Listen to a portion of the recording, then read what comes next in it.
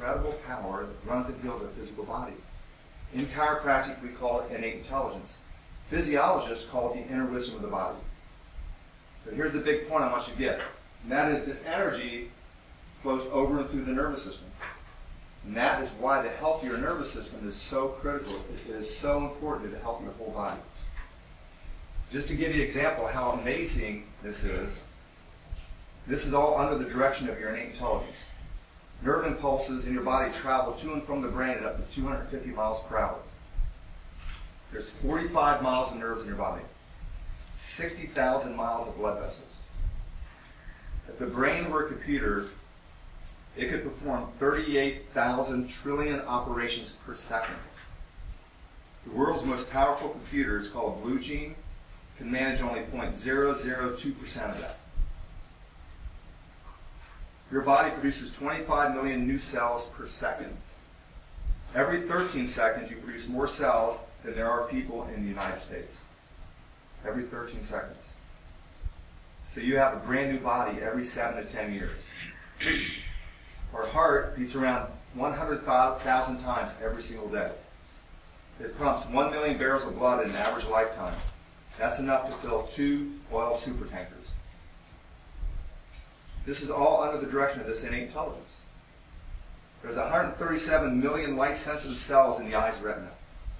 And the fluid that fills the eye is changed 15 times every day.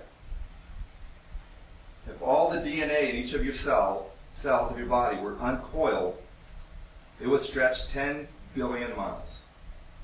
That's from here to Pluto and back. Isn't it amazing? And this innate intelligence that makes the body, runs the body, heals the body. And when you have interference to the nervous system, there's interference to that innate intelligence. Your body's expression of health is diminished. It can't function as well. So, let me show you why, as a chiropractor, I'm focused on the spine and how this area causes this interference I'm talking about. This is looking at a model of the human spine from the side. This person's facing that way. You can see the spine is made up of different bones. They're called vertebrae. There's 26 of them. In between the bones is a pad. It's called a disc. It aids in weight bearing, shock absorption, and allows for some flexibility of your spine, your back. And back of the vertebra in the disc there's a small opening. It's a hole. It's called a foramen. And that's where the nerves exit. And that's what these yellow things represent. So, you know, sitting up here in your skull is your brain. Off your brain, down through the center of your spine goes the spinal cord. Off the spinal cord, out through these holes come the nerves. And they can come out and branch on both sides of your spine, from the base of the skull all the way to the tailbone. And they come out and branch like branches of a tree. They go everywhere, control everything. If we were to strip everything away from your body except your nerves, you'd have a complete outline of your body. Now, what happens, if I was to twist one of these vertebrae out of alignment just a little bit, see how it puts pressure on that nerve? Can you all see that back there? See that? You move that about a 1/4 inch. The best analogy I can make to that is like stepping on the hose. The spigot's on full, the flow of life is going down, it just can't get out into the body 100%. So let's say this nerve, it's got pressure on it. Let's say that nerve is going down your arm. Would your arm work better or worse? What do you think? Worse. Let's say this nerve is going into your back or down your leg. The sciatic nerve. Would that part of the body work better or worse? Worse. Now let's say this nerve is going into your heart or one of your kidneys or your bladder. Would that organ or tissue function better or worse? Worse. And keep in mind, when one part of your body starts to break down, your whole body starts to break down.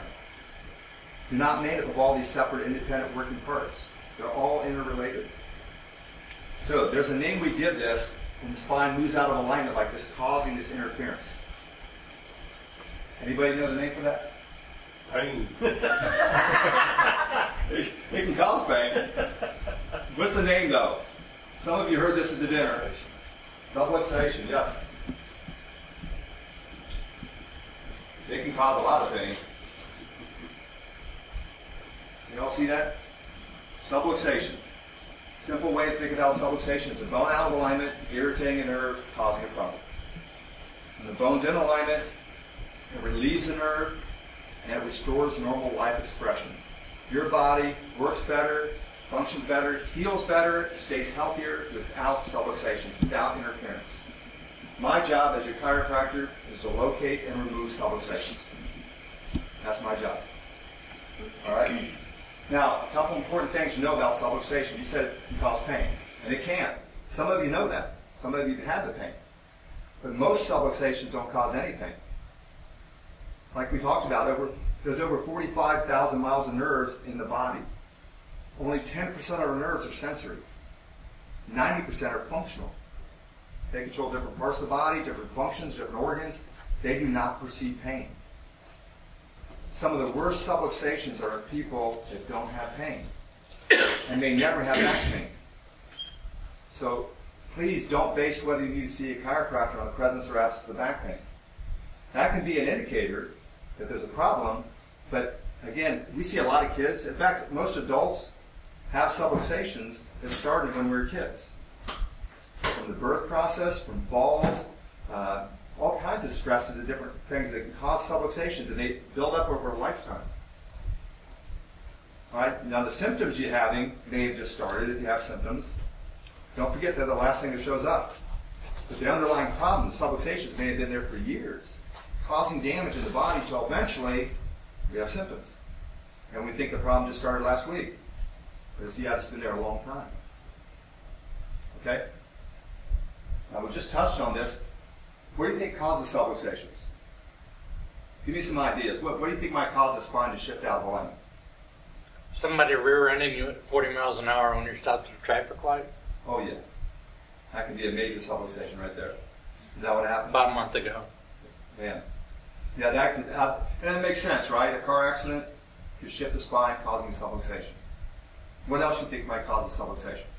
Sometimes just stepping, just walking, stepping, or stepping up, or stepping down. Misstepping, or, yeah. Those kind of things can cause subluxations. What about a fall down the steps? Slip on the ice. Fall off your bike. If we put all the causes of subluxation under one word, it'd be the word stress. Stress causes subluxations. What we talked about there was one kind of stress, and that's physical stress. And that makes sense. Those kind of stresses can cause subluxations. But there's two other kinds of stress that cause subluxations as well, and that's chemical and emotional.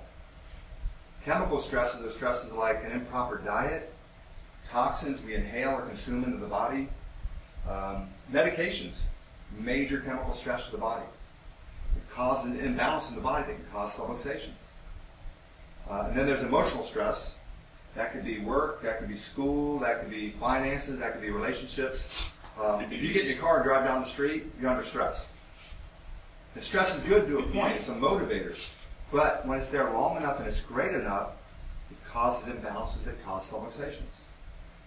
And the only way any of us are going to know if it's subluxated is to see a chiropractor.